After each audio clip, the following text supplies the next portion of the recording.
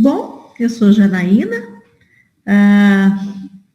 sou cristã há bastante tempo, muito tempo, tenho quase 40 anos de casada com o mesmo marido, 5 filhos, 2 netos, e agora trabalhando com aconselhamento, aposentada como professora, quer dizer, oficiosamente continuo dando aula, né?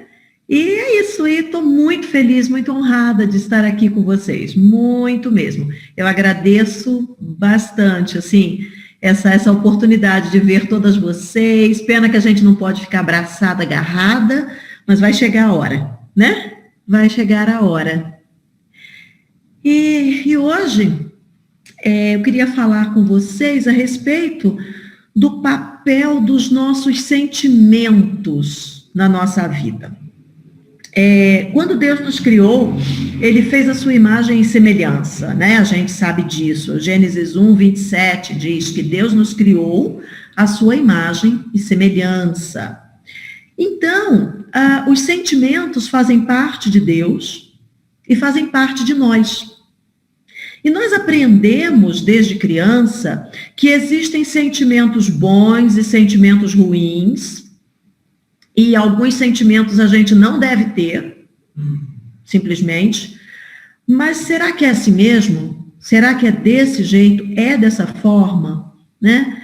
Então, primeiro eu tenho bastante passagens, então se vocês quiserem só anotar e depois ir checando, porque eu anotei para mim, tá? Para não ficar muito extenso o tempo.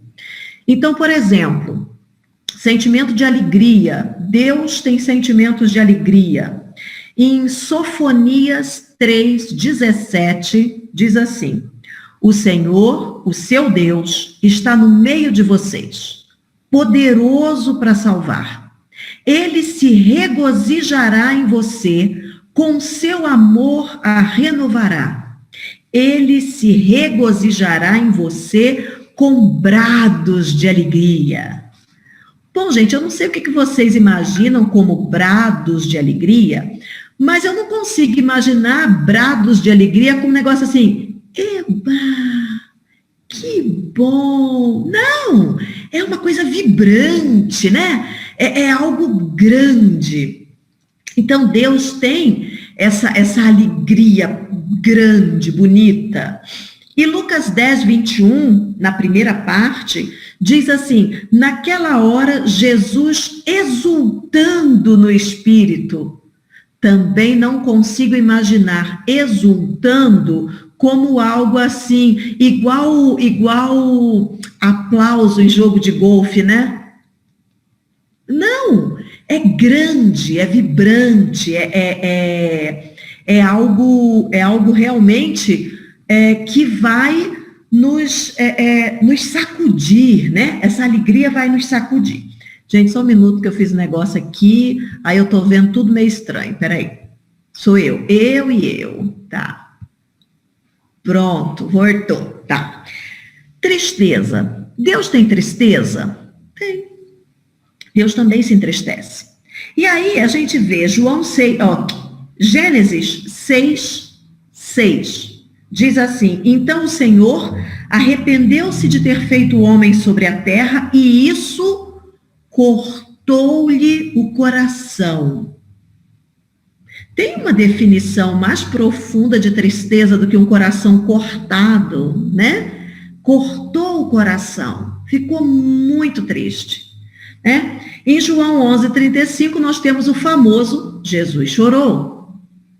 E sabe, gente, não é aquele choro de socialite, né? Não, ele chorou. Né? Esses sentimentos mostrados aqui por Deus, por Cristo, não são sentimentos fake ou sentimentos envergonhados, assim, eu não devia estar sentindo isso. Não, são sentimentos reais. E eu queria falar ainda de um, que é a ira. Nossa, a ira. A gente aprende desde criança, né? Outro dia até falei isso num vídeo. Quando eu era criança, eu não podia de jeito nenhum dizer que eu estava com raiva. Fala assim, nossa, eu tô com raiva. A minha avó, a primeira coisa que dizia assim, quem tem raiva é cachorro. Você não é cachorro. Então, assim, raiva nem se nomeie, né? Não dá nem para nomear raiva. Então, mas Deus se ira. Êxodo 4,14 diz que então o Senhor irou-se com Moisés, né? O Senhor teve ira, né, com Moisés. Lucas 19, 45 e 46 vai contar de Jesus expulsando os cambistas do templo. E ele não estava, ele estava irado, mas não pecou. A gente vai ver isso depois. O que é a ira, como que ela se manifesta e tal, mas não pecar. Ok? E medo. Medo é um sentimento, uma emoção muito interessante, porque, veja, Deus não tem medo. Então, não tem nenhuma passagem que diz que Deus teve medo. Mas Jesus teve. Jesus, como ser humano, no nosso lugar, com a nossa carne, ele teve medo, né? Então, essas emoções básicas que eu falei fazem parte de nós e fazem parte de Deus, com exceção do medo, mas que Jesus demonstrou esse medo enquanto era um ser humano. Em Deus não há pecado, certo? Logo, ter sentimento não é pecado. O sentimento em si não é pecado, mas nós podemos pecar por conta dele, né? Mas para que serve sentimento, né, gente? Para que serve? Além de nos conectar umas com as outras, né, uns com os outros, os sentimentos, eles funcionam no nosso corpo, na nossa vida, como um alarme. Então, agora eu vou contar a história de duas mulheres, tá? Duas mulheres precisam tomar um antibiótico, e vocês sabem que antibiótico tem horário certo, e as duas acertaram o celular, o alarme do celular para tomar esse remédio. Bom, a primeira, quando o alarme toca, ela fica ouvindo o alarme, ouvindo e reclamando. Ai, que música chata, que negócio chato. E ela leva ele onde vai. E o negócio tá tocando. Aí ela bota no bolso, e ela bota dentro da bolsa, e abaixa o som um pouquinho dentro da bolsa, mas quando abre a bolsa o negócio tá tocando. E ela fica pra lá e pra cá com esse celular, tocando esse alarme e reclamando do alarme. Essa é a primeira. A segunda acha que é mais inteligente. O que ela faz? Tocou. E botou lá. E pronto. Desligou o alarme e acabou. Para qual das duas esse alarme foi útil? Para nenhuma das duas. Para nenhuma das duas. As duas não tomaram remédio. A diferença é que uma se agarrou com o alarme o dia inteiro, tocando, e a outra desligou, fingiu que ele nunca existiu, mas também não tomou o remédio. Então, esse alarme tinha uma função, que era chamar a atenção. Tá na hora, né? Eu que sou uma pessoa extremamente distraída, eu tenho uns 20 alarmes no meu celular, né? Eu tenho alarme para fazer exercício, eu tenho alarme para tomar remédio, né? Eu tenho alarme até para beber água. Tem que ter, senão vai embora, eu esqueço. Então, gente, quando a gente ignora as nossas emoções, a gente faz igual a segunda mulher. Desliga, finge que você não sentiu isso e engole. Só que aí o alarme tocou para nada. Ou pior, não funcionou para o que queria e a gente acaba adoecendo. Nós adoecemos quando nós engolimos as nossas emoções e fingimos que elas não acontecem. Não aconteceu. Eu não estou triste. Eu não estou com raiva. Imagina estar com raiva. Cristã, então, jamais. Não estou com raiva. Eu não estou com medo, eu não estou angustiada, eu não estou com nada disso. Como assim? Sabe criança? Criança, quando toma um susto, qual é a primeira coisa que ela faz? Quando ela vê um negócio meio assustador, né? Ela fecha o olho. Tipo assim, fechei o olho, o negócio foi embora, né? A gente faz isso com os nossos sentimentos. A gente fecha o olho e acha que eles foram embora. Mas não foi, né? Não foi. Nós vamos adoecer com isso. Sentimentos, emoções engolidas fazem com que a gente adoeça. Outras pessoas se agarram nesse sentimento como se ele fosse um fim em si mesmo. Então, eu estou triste, eu tenho direito de estar triste, ninguém me tira esse direito de estar triste, eu vou ficar triste. É igual a primeira mulher que se agarrou com alarme. E está o dia inteiro agarrada com aquilo, mas ele não cumpriu a função dele também. Né? O que a gente faz, então? O que a gente faz com esse alarme que toca? Bom, primeiro, aceite que você tem sentimentos, tá? Se você é gente e se você está viva, você tem sentimentos. Tem jeito, você tem. E os outros também têm. Né? É uma boa receita para confusão, né? Você tem sentimento, o outro também tem, então, né? E tá tudo bem. E tem outra coisa, o outro não sente igual você. Coisas que fazem você triste não necessariamente fazem o outro triste. Coisas que fazem você ficar com raiva não necessariamente fazem o outro ficar com raiva. Então, a primeira coisa, aceite que você tem sentimentos, que o outro tem sentimentos e que nem sempre vocês vão bater na mesma vibe. Às vezes uma coisa vai deixar você irritadíssima e o outro não. E o outro vai olhar e falar, foi? Não achei não. E tá tudo bem, gente, a outra pessoa não achar. Você tem uma história de vida, o outro tem outra história de vida. É claro, existem aquelas situações que todo mundo concorda, que é para ficar triste, que é para chorar, e Mas no dia a dia, a maioria das ocorrências, das circunstâncias, a maioria, você vai sentir de uma forma, o outro vai sentir de outra, e está tudo bem.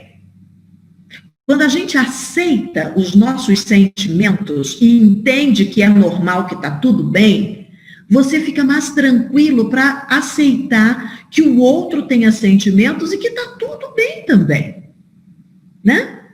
Segunda coisa, aprenda, primeiro, aceita que você tem sentimento que o outro tem. Segundo, aprenda a ouvir o que você está sentindo. E que o que esse sentimento está falando de você mesma.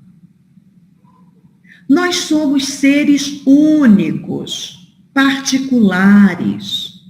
Então, antes da gente querer que o outro entenda o que eu estou sentindo, o que eu estou passando, eu primeiro tenho que me aceitar o meu desenho e me entender o que eu estou sentindo.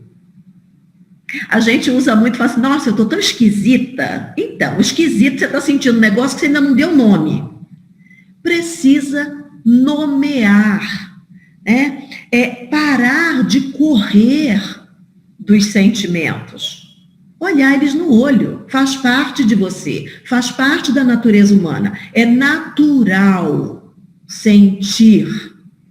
Você não sentir, você morreu. É natural sentir. Ok. Mas aí a gente já sabe que o alarme tocou e tem um porquê, mas qual atividade que eu vou fazer? Primeiro de tudo, parar. Gente, não é parar cuidando do filho, não é parar tomando banho, não é parar lavando louça, é parar e dar total atenção a você mesma nesse momento. Não é pecado. Então, parar. Quando a gente para e a gente se volta para olhar para esse sentimento, a gente dá um tempo para a gente mesma e é um tempo muito necessário. Encare esse sentimento de frente. Como? Para fisicamente. Mentalmente já é um segundo passo, mas para fisicamente. Senta. Recosta, respira fundo. Sabe, eu e Maciel, a gente tem estudado muita coisa, e cada vez que quanto mais a gente estuda, mais a gente vai vendo que o Salmo 139, quando diz que Deus nos fez de forma prodigiosa, né? Gente, ele fez de forma prodigiosa, e prodigioso não é meia boca, é prodigioso, né? Uma simples respiração profunda, lá embaixo mesmo, e solta.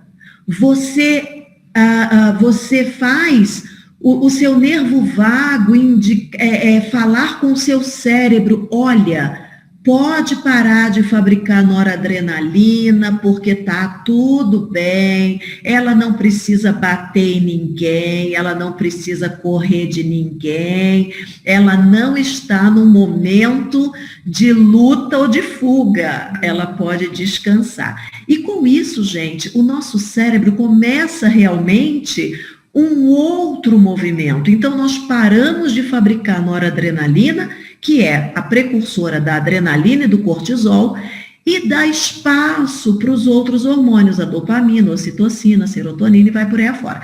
Então, só de você respirar fundo e soltar algumas vezes, você já começa a pensar melhor. Você já sai do campo das emoções e já vai para o campo mais racional. Você já começa a pensar melhor. Bom, segunda coisa, sinta o sentimento de propósito. Então, depois que você deu essas respiradas fundas, vocês vão ver, gente, que no início é complicado.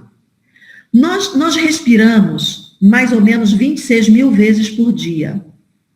A gente deveria respirar de 4 a 6 vezes por minuto.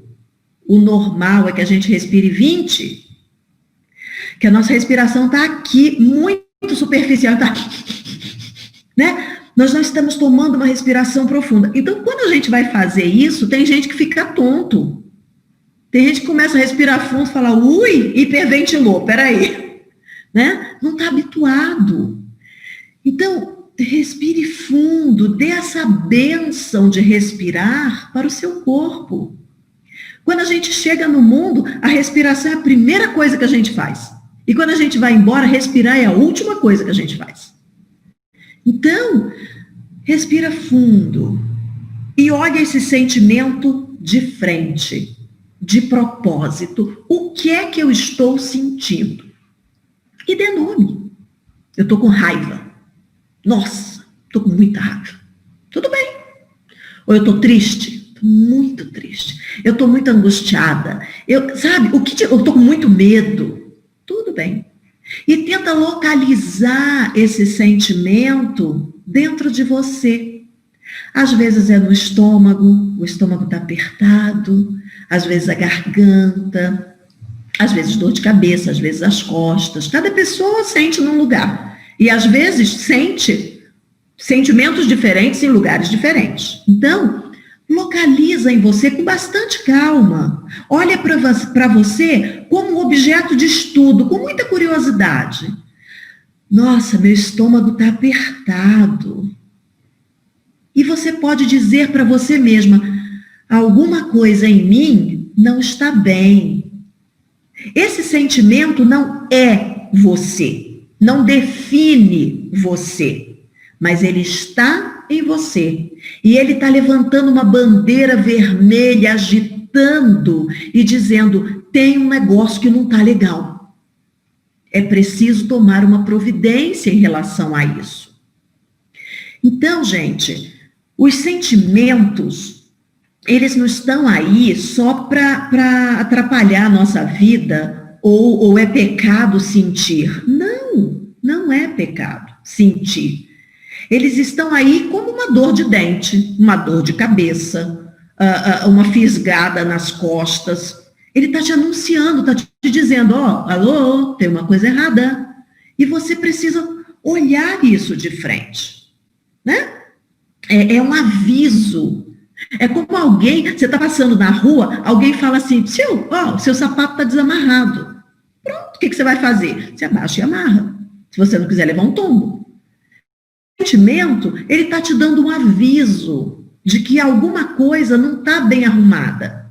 Então, a gente vai, agora, olha de frente e arruma. Bom, então vamos agora para a parte do como arrumar, né? Então, a gente já parou, já identificou, e agora a gente vai cuidar. Primeiro eu quero falar da raiva. 1 minuto de raiva faz circular uma quantidade imensa de cortisol no nosso corpo. Então, a raiva é um dos sentimentos, uma das que a gente precisa cuidar logo. Cuidar logo. Sentiu, identificou, cuida. Porque ela vai fazer mal para o seu corpo. E às vezes a gente guarda raiva sem saber que está com raiva. Por isso que é importante você parar e identificar sem medo. Dar nome para o sentimento sem medo. Eu estou com raiva. Tudo bem, e agora? Né? Então, o mecanismo da raiva qual é? O mecanismo da raiva é quando a gente culpa o outro. Quando a gente está com raiva, normalmente a culpa a gente projeta no outro, né? Tem até uma história bem interessante, falando assim que, por exemplo, você está com uma xícara de café quente, e alguém vem e, bum, esbarra em você e você derrama todo o café. E aí a pergunta é, por que você derramou o café? Né? A resposta da gente é, porque o outro esbarrou em mim. Mas, na realidade, você derramou café porque a sua xícara estava cheia de café. A água, se estivesse cheia de leite, derramava leite. Então, o que derramou era o que estava na sua xícara. O outro esbarrou. É porque você tinha café. Né? Então, a gente precisa perceber o mecanismo da raiva. Mas essa raiva vai me ensinar muito mais sobre mim do que sobre o outro, né? Então, veja, a raiva acontece normalmente te dá ao outro poder sobre e a gente espera que o outro haja como nós, né? 2 situações. Então, veja, digamos que a senhorita A tem uma conta vencendo hoje, e ela é muito cuidadosa com suas contas, uma fatura de cartão de crédito, que o juro é imenso e tudo mais, e ela não tem tempo de ir ao banco. Aí a sua colega de trabalho, a senhorita B, fala assim, eu estou indo ao banco. Ela fala, paga para mim, por favor, porque se eu não pagar hoje, vai ser um juro enorme, vai ser uma multa, e a senhorita B vai-se embora. Passado um dia, 2, a senhorita A, aquela fatura, tá com você para você me dar? A outra fala, nem paguei. Olha, naquele dia eu não tive tempo de ir no banco. A gente pode ver a senhorita A fervendo, né? Os rolos de fumaça assim, saindo pelas orelhas dela fora. Mas veja, ela deu para outra poder sobre a sua vida. Sabe? Ela pensou que a outra agiria como ela, mas a outra não agiu. E, de repente, para a outra está tudo bem. Não paguei hoje, pago amanhã com as próprias contas. Não é algo diretivo lá. Não, ela fez isso para prejudicar. Não. Lembra que eu falei dos sentimentos e dos pensamentos, da maneira como as pessoas vivem? Então, assim, para a senhorita B, ela faz isso com as contas dela, gente. Ela paga juro todo mês e ela não está nem aí. Então, a raiva, ela fala mais de mim do que do outro. Ela vai ser um mecanismo para que eu me conheça, para que eu veja os meus limites e respeite-os. Eu preciso me respeitar nas minhas limitações e não esperar que o outro imagine onde ficam as minhas cercas. Sou eu que coloco. Então, veja, Como que eu posso mudar a emoção da raiva sem pecar? Lembra Efésios 4, 26? Irai-vos, mas não pequeis.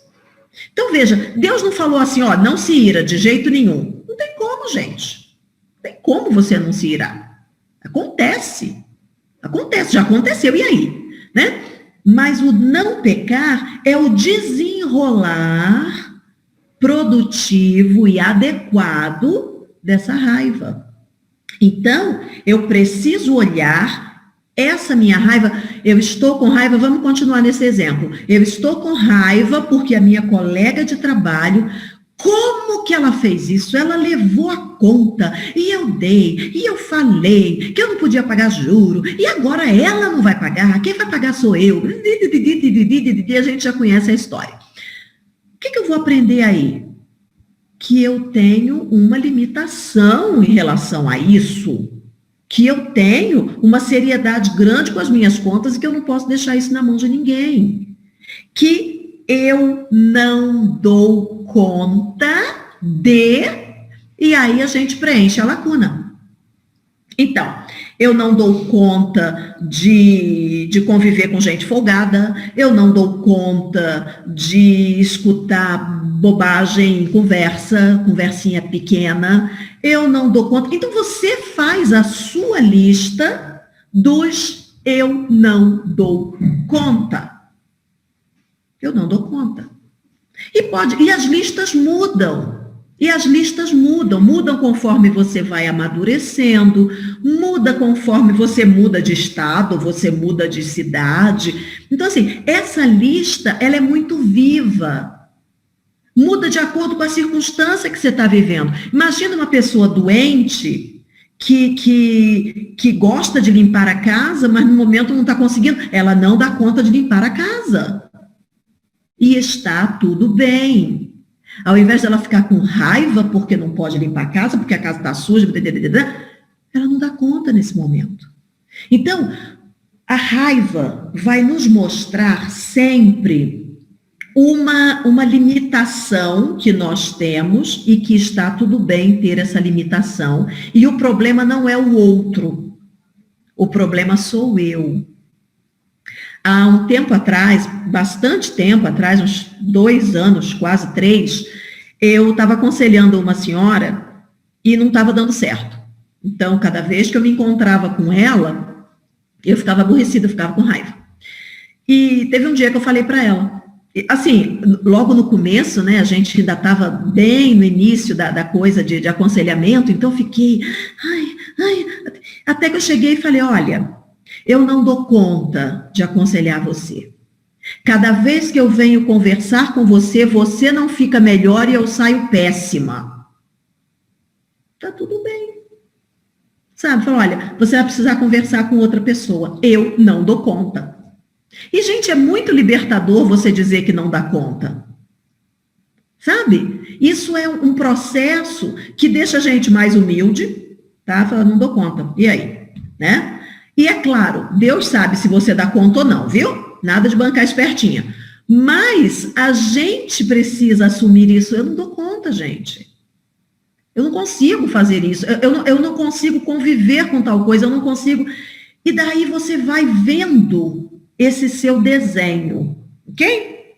Então, ser Mulher Maravilha não é mandamento. Você não vai encontrar, entendeu? Nem a mulher de Provérbios era Mulher Maravilha. Então, não precisa botar capinha de Mulher Maravilha e dar conta de tudo. Não precisa, né? Romanos 8, 28. Como é que a gente transforma a raiva em Romanos 8, 28, né? Aprendendo a transformar a raiva em gratidão pelo aprendizado. Não aprendizado sobre o outro, aprendizado sobre você mesma. Aprendizado que, se você não respeitar seus limites, você perde as estribeiras. Então, é preciso saber direitinho onde as suas cerquinhas estão. Ok?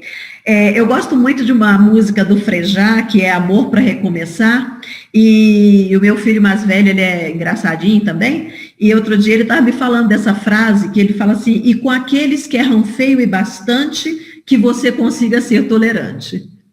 Né? Então, assim, com você mesma, seja tolerante. A gente erra feio bastante, então, seja tolerante. Reconheça os seus limites. Segundo sentimento ou emoção, medo.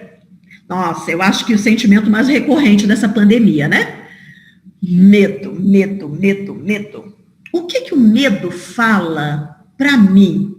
Qual é o alarme, qual é a bandeirinha que o medo agita para mim? Que o que eu temo é muito maior do que eu. Que esse trem vai me esmagar, vai passar por cima dele, não vai sobrar quase nada. Então, o medo diz que eu não tenho chance. E embora a gente aprenda na escola, né? Eu fui professora de português, eu digo fui porque já mudou tanta coisa que eu não sou mais não, viu? Eu que fui professora de português, a gente aprende que o contrário de medo é coragem, né? Mas não é não, gente. Biblicamente, o contrário de medo é amor, né? Como é que a gente transforma medo em Romanos 8, 28? Se jogando no amor de Deus. Se jogando no amor de Deus, reconhecendo a nossa limitação e se colocando, sabendo, né? Olha, nesse momento, a minha mãe quebrou o fêmur, ela caiu na rua, quebrou o fêmur, foi para o hospital, contraiu Covid e está entubada. A família toda está com medo, né? A família toda está imaginando assim, né? A probabilidade é grande dela não sair dessa, entendeu? Só que aí o medo de perdê-la precisa ser jogado dentro do tonel do amor de Deus para saber que Deus ama a minha mãe muito mais do que a família inteira junta, somada, multiplicada, exponenciada. Ele ama, ele cuida dela muito melhor que qualquer médico, que qualquer um de nós. Os planos dele para a vida dela não podem ser frustrados. Então, quando a gente coloca o nosso medo mergulhado no amor de Deus, quando a gente começa a relembrar que Deus nos ama de verdade, não é aquele amor meia boca, que Deus nos cuida, né? Então, que Ele está no controle, não importa o quê, a gente tem um antídoto natural para o medo. E é claro, existem as atividades que nós precisamos fazer para esvaziar esse balão do medo. Uma delas é desligar-se das mídias sociais que semeiam pavor e confusão. Gente, se você olhar 600 notícias do Covid, meu pai do céu, olha, comer terra cura Covid, não sei mais o que, aí tá, fulano, aí hoje comer terra cura Covid, amanhã quem comeu terra morreu. Você endoida, você enlouquece, sabe? Existem informações que nós não precisamos, né? Nós não precisamos. Mais ou menos em maio, junho, por aí assim, teve uma notícia que eu até comentei com o Maciel. Eu falei assim, eles veicularam isso para quê, gente? Era que as pessoas que tinham Covid, mas eram sem sintomas, assintomáticas, elas não transmitiam. Eu falei, sim. Gente, isso é notícia para pesquisador, não é para mim, né? Então, assim, é um embaralhado de notícias e às vezes a gente vai atrás para alimentar o medo. Ao invés da gente ir atrás de notícias para acalmar, a gente vai atrás de notícias que alimentam o nosso medo. E são notícias desnecessárias. Você imagina se em novembro do ano passado, se em dezembro do ano passado, alguém nos dissesse tudo isso que nós estamos passando. Já pensou o desespero? Isso é um desespero só, gente. Se a gente soubesse que no Brasil ia ter 100 e tantas mil mortes, olha, vai morrer 100 e tantas mil pessoas, quer dizer, ainda está contando, né? Você já imaginou a gente saber disso em janeiro? Para quê? Para quê? A gente ia ficar olhando um para o outro pensando, será ele? Será ele? Quem será? Quem será desse? Para quê? Se a gente não tem controle, para quê? Né? Na Bíblia tem uma história bem interessante, um fato bem interessante, que passa meio batido, mas que faz bem para a gente ver como que excesso de informação não é interessante. Todo mundo conhece a história de Números 13 dos espias, né? Que eles foram lá espiar a terra prometida, e foram 12, quando voltaram só Josué e Caleb, que falaram, não, a gente vai, vamos lá. Todos eles acharam a terra ótima, né? A gente vê lá, todos eles falaram, não, a terra é boa, a terra é formidável, tal, não sei o que, eles viram a terra, mas o que eles viram também? Viram lá uns homens grandes para danar, e que eles voltaram tudo murchinho, morrendo de medo. Agora, uma coisa interessante, gente, é que não era plano de Deus eles irem lá espiar a terra primeiro. Deuteronômio 1, esse eu quero que vocês abram. Deuteronômio, capítulo 1, versículos do 21 ao 26. Enquanto vocês abrem, eu vou beber um gole d'água. Espera aí.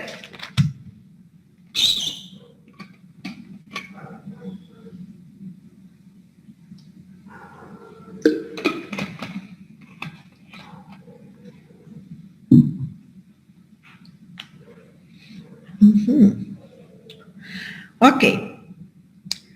Deuteronômio, capítulo 1, versículo 21 ao 26.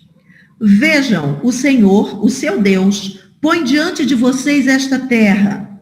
Entrem na terra e tomem posse dela, conforme o Senhor Deus dos seus antepassados lhe disse. Não tenham medo, nem desanimem.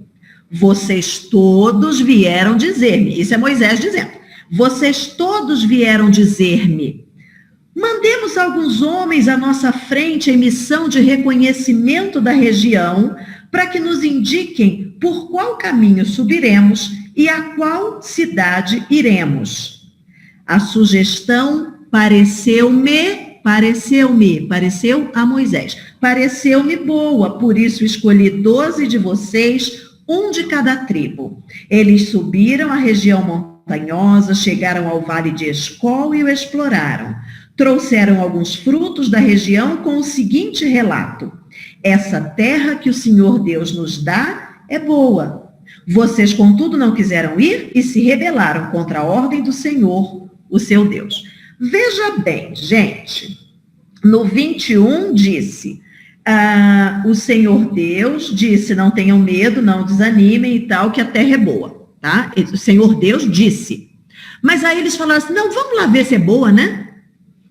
Deus já tinha dito que era boa, gente. Né? Deus disse, a terra, vai, é essa terra que eu estou dando para vocês, vai até lá. O que eles foram lá descobrir? Eles foram lá descobrir a mesma coisa que Eva descobriu quando provou o fruto, né? Descobriu o mal. O que a serpente fala para Eva, né? Se você provar desse fruto, você vai conhecer o bem e o mal. Ora, pipoca, o bem Eva já conhecia. Ela só provou o fruto para conhecer o mal. A mesma coisa os espias. Deus já tinha dito que a terra era boa e que ele estava junto. Então, gente, quando eles chegassem lá, ia dar de cara com os grandão? Ia dar de cara com aqueles homens grandão tudo. Mas Deus estava junto e eles já estavam lá, vamos embora. Mas não. Eles foram lá dar uma espiadinha e voltaram tudo morrendo de medo. Então, às vezes, a gente quer saber um cadinho do futuro, um cadinho mais, só para aumentar meu pai amado, o pote do nosso medo. Então, gente, invista no amor de Deus. Toda vez que você tiver medo, todo mundo tem medo, gente. Todo mundo tem medo e nem sempre é o mesmo medo, cada vez a gente está com medo diferente. Quando a gente tem filho, a gente começa a ter medo pelos filhos, quando a gente tem neto, a gente tem medo pelos netos e por aí vai, né? Pega o seu medo, olha de frente, fala, Senhor, eu tenho medo desse vírus, mas eu vou fazer minha parte, eu vou me cuidar. Mas para de ver esse monte de notícia de quem morreu, quem não sei o quê, cidade de não sei o quê. Para.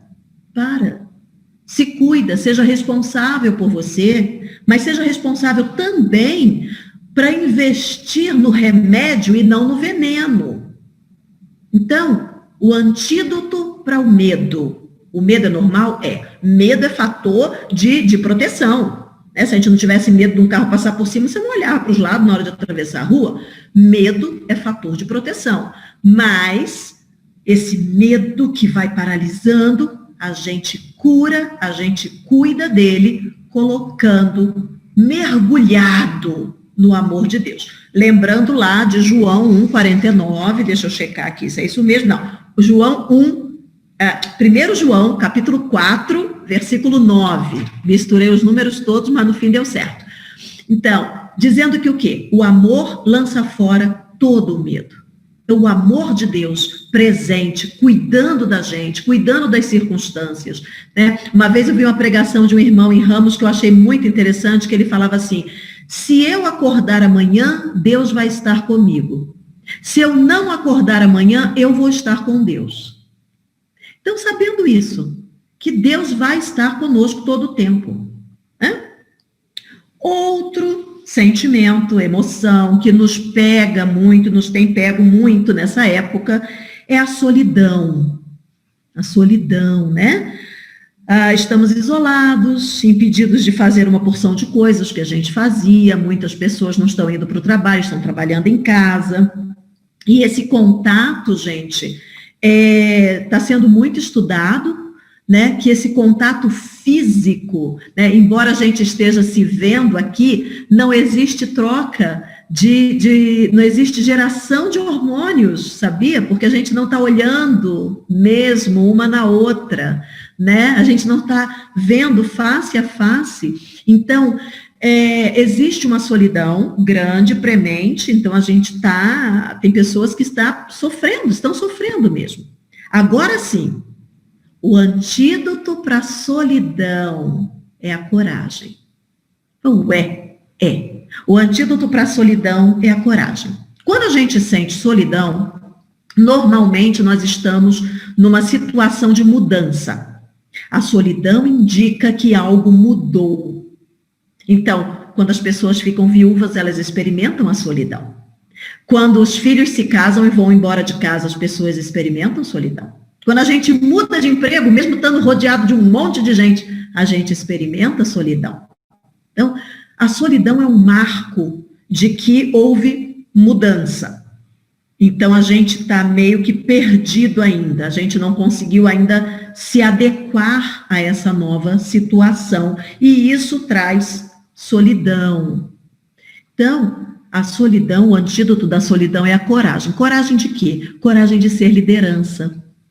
Coragem de sair do seu canto e dizer, gente, isso não está legal. Eu não estou bem. Eu estou precisando de companhia. Eu estou precisando conversar. Quem mais está se sentindo que nem eu?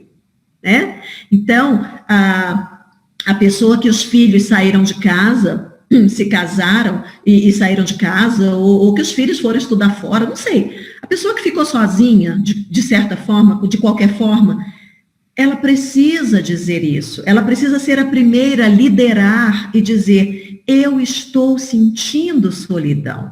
Por quê? Porque tem mais uma porção de gente sentindo a mesma coisa e que talvez não tenha coragem de falar. Tem uma porção de gente sentindo essa mesma coisa e talvez não saiba nem o que é, não conseguiu nem definir ainda o que é. Né? Veja, em Josué capítulo 1, de 1 a 9, vocês anotem aí, depois vocês deem uma olhada, Deus está falando com Josué várias vezes, seja forte e corajoso. Da mesma forma que eu estive com Moisés, eu vou estar com você. Seja forte e corajoso. Não deixe as palavras que eu disse para Moisés se afastarem de você. Veja, Josué, ele não estava com medo da batalha. Josué era um general, gente. Ele não tinha medo de batalha, ele não tinha medo de luta. Mas veja bem, ele estava 40 anos com Moisés. E agora Moisés morreu. O capítulo 1 de Josué começa dizendo, agora que meu servo Moisés morreu.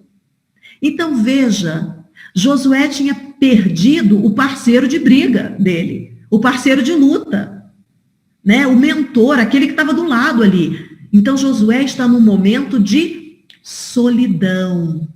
Ele está num momento solitário. E ele precisa dessa injeção de coragem que Deus dá a ele. E Deus dá a ele essa injeção de coragem como? Dizendo, você não está sozinho não, eu estou com você. Moisés morreu, mas eu estou aqui. Né? Então, quando a gente está no momento em que a gente identifica dentro de nós o sentimento de solidão, pode verificar a sua circunstância. Existe alguma coisa que mudou. E é hora de você ter coragem e ser liderança nisso aí. Liderar o movimento, e não é um movimento de resolver, não, gente. Às vezes a gente acha assim, que precisa resolver. Não. Mas liderar, às vezes, apenas o movimento de falar a respeito. Falar sobre o assunto. Né? Eu lembro que uma vez eu estava conversando com uma irmã, e meus filhos já eram grandes. E assim, a gente estava conversando, batendo papo sobre um monte de coisas, e de repente eu falei para ela assim, menina, você sabe que eu dei um estabefe nos meus filhos quando eles eram pequenos? Que alguns, não todos, mas alguns eu tenho um arrependimento, sabia? Eu não devia ter feito. Gente, essa irmã abriu um zoião para mim e falou, ai, graças a Deus. Porque tem hora também que eu fico pensando, eu falei, pronto, filha, nós estamos todos no mesmo barco. Né? E aí aproveitei as palavras da Dona Maria Dutton, falou, olha, onde você errou, Deus cobre os buracos e a gente segue adiante. Então, gente, veja, quando eu falei isso, porque era uma coisa que realmente está remoendo cá dentro, né? Quando eu falei isso, eu puxei uma liderança que uma irmã precisava ouvir. Ela estava vivendo isso, ela precisava nesse momento saber que, olha, você não é uma mãe monstra, não, a gente faz isso mesmo, a gente erra demais tentando acertar, né? Então, a gente precisa ter essa coragem de pular na frente e dizer, eu vou, eu estou solitária, eu vou. Ao invés de ficar cozinhando e engolindo essa solidão, e cozinhando e fervilhando e fervendo, e aquela coisa crescendo aqui dentro e adoecendo a gente. Então, seja forte e corajosa, lidere as outras mulheres, né? Fale da sua dificuldade, divida a sua dificuldade. Né? E o último que eu queria falar, a última emoção que eu queria falar é a culpa. A culpa. Embora não seja exatamente um sentimento, a culpa ela é chamada de uma emoção moral. Ou seja, o que gera culpa na nossa sociedade não gera em outra sociedade, por assim vai, e por aí vai. Nessa época, a culpa também tem segurado muita gente pelo pé e deixado muita gente sem dormir. Por quê? Veja, a gente não estava pensando que ia ser desse jeito, né? Eu até fiz um vídeo para a Teca falando sobre isso, que, veja, a minha família se reuniu no Natal, e os planos eram se reunir na Páscoa, não rolou. Dia das Mães, não rolou. Dia dos Pais, não rolou. Então, talvez se a gente soubesse naquele Natal do ano passado, que a gente ia ficar tanto tempo sem se reunir, talvez a gente tivesse ficado um pouquinho mais, né? Então, isso assim, para a gente foi bem normal, mas a gente teria aproveitado um pouquinho mais. Agora, imagine você, pessoas que deixaram de ir no aniversário de um pai, de uma mãe, de um avó, e essa pessoa morreu. Né? Achou assim, não, ano que vem tem outro aniversário, ano que vem tem outro dia das mães, ano que vem tem outro dia dos pais, né? Então, gente, a culpa, o que ela me diz? A culpa me diz que eu priorizei alguma coisa que eu me arrependi de ter priorizado.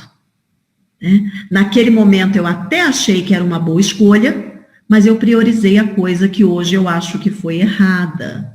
Então, quem decidiu, sei lá, vou dar um exemplo, quem decidiu fazer hora extra, ao invés de passar o Natal, o Ano Novo com a família. Aí agora ficou sem ver esse tempo todo. Pode ser que alguém morreu, né? Pode ser que alguma coisa que achou que contava que ia dar certo não deu. Então, também não adianta ficar agarrado com a culpa. Lembra da mulher do alarme que ficou agarrada com o alarme o tempo inteiro? Também não adianta. A culpa me diz que eu priorizei uma coisa que não deveria ter sido priorizada.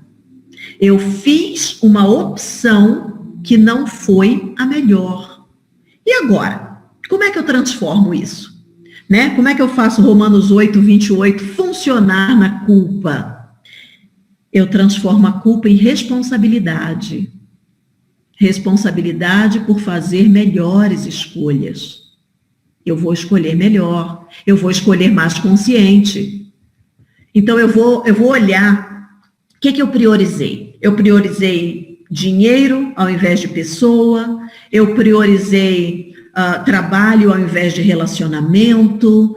Eu priorizei estudo, sei lá, gente, qualquer coisa, né? Eu priorizei X coisa ao invés de Y coisa.